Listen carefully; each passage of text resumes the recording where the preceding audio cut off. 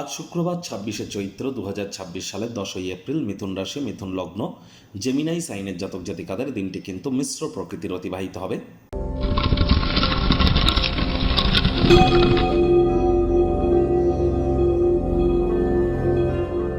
ভিডিওটির শুরুতেই স্ক্রিনে আপনারা দেখতে পাচ্ছেন শুক্র গ্রহের বীজ মন্ত্র ওম দ্রাং দ্রিং দ্রং স শুক্রায় নমঃ। এটি সূর্যের আলো ডুবে যাওয়ার পর আপনারা ১০৮ বার জপ করুন, অত্যন্ত উপকৃত হবেন। স্নানের জলে হাফ কাপ কাঁচা দুধ, গোলাপ জল অথবা আতর বা ইত্যার দিয়ে স্নান করুন। আপনাদের শুক্র জন্মছকে যে রাশির গৃহে অবস্থান করছে সেই রাশির বডি পার্টসে আপনারা কিন্তু অবশ্যই কিছু আতর বা ইত্যার ইউজ করতে পারেন। বাড়ির উত্তর পূর্ব কোণ বা দক্ষিণ পূর্ব কোণে অর্থাৎ ঈশান কোণ বা অগ্নিকোণে আপনারা গোলাপের যে আতর পাওয়া যায় এটি শিশিয়ে এনে রেখে দিন, তার মুখটা খুলে রেখে দিন, দেখবেন আর্থিক বৃদ্ধি হবে। আর এর সাথে সাথে আপনাদেরকে বলবো যে অবশ্যই আজ সাদা রঙের বস্ত্র সামগ্রীর প্রয়োগ আপনারা বেশি করে করুন। মহিলারা লক্ষ্মীর পাঁচালি আজ শুক্রবার হওয়া সত্ত্বেও পাঠ করুন, আপনার গৃহে সমৃদ্ধি আসবে। আর দেখুন, আপনাদের মধ্যে অনেকেই কিন্তু মনে করেন যে আমি ডেলি একই কথা বলি। দেখুন, ডেলি একই কথা বলি এটা আপনাদের মনে হতে পারে। কেন? তার কারণ আমি কিন্তু শুধুমাত্র কয়েকটি পয়েন্ট ধরে নিয়েছি।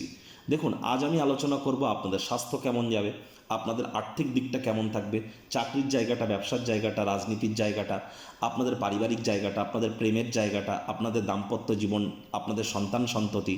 তাহলে এই কয়েকটি জিনিস নিয়েই তো আমি প্রতিদিন আলোচনা করি, যার জন্য রিপিটেটিভ মনে হতেই পারে যে একই কথা প্রতিদিন বলছি। এই কয়েকটি জিনিস ধরে ধরে আমি বলি যে এই কয়েকটি ক্ষেত্রে আজকের দিনে কোথায় কোথায় ভালো ফল পাবেন, কোথায় কোথায় খারাপ ফল পাবেন, যার জন্য রিপিটেটিভ মনে হতে পারে।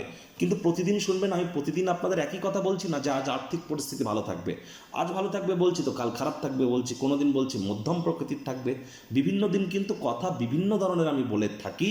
তবে যেহেতু পয়েন্ট টপিক একই, তার জন্য রিপিটেটিভ মনে হতে পারে।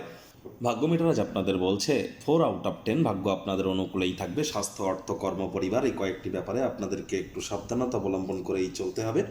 দেখুন, কোনো নেগেটিভ বা নেতিবাচক কথাবার্তা বলতে কিন্তু আমাদেরও ঠিক ভালো লাগে না। তবে গ্রহ নক্ষত্রের হেরফের অনুযায়ী ইন জেনারেল ডেলি প্রেডিকশন আমরা প্রস্তুত করে থাকি। যাদের চন্দ্র রাশি মিথুন অর্থাৎ মুন সাইন জেমিনাই, এই গণনা তাদেরই অধিকাংশ ক্ষেত্রে খাটবে। আর যাদের মিথুন লগ্ন তাদের কিন্তু আংশিক খাটতে চলেছে। আজ আপনার আশপাশের মানুষজনের ডিম্যান্ড বেড়ে যাবে। আর মাত্রা অতিরিক্ত ডিম্যান্ডের বাই প্রোডাক্ট কি? ডিপ্রেশন। তাহলে অতিরিক্ত চাহিদা করা থেকে আপনি নিজে বিরত থাকুন। আশপাশের মানুষজনদের চাহিদাকেও অত্যন্ত বেশি গুরুত্ব যেন দিতে যাবেন না। কাউকে এমন কোনো কথা দিয়ে ফেলবেন না যা আপনার পক্ষে রাখা অসম্ভব। পুরুষ হয়ে থাকলে বিনোদনের খাতে, মহিলা হয়ে থাকলে রূপচর্চার খাতে অতিরিক্ত সময় এবং অর্থ দুইয়েরই অপচয় করা থেকে বিরত থাকুন। নতুন উদ্যোগ পরিকল্পনা, নির্মাণ কার্যকে পিছিয়ে দিন, কারণ ব্যয়বহুল একটি দিন, খরচ বাড়তে চলেছে।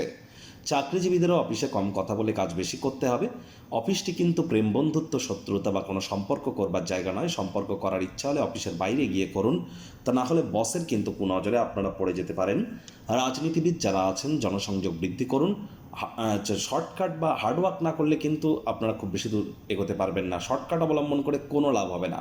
আপনার নিজের পার্টি, নিজের দলের অভ্যন্তরে তো আগে প্রভাব প্রতিপত্তি বৃদ্ধি করুন।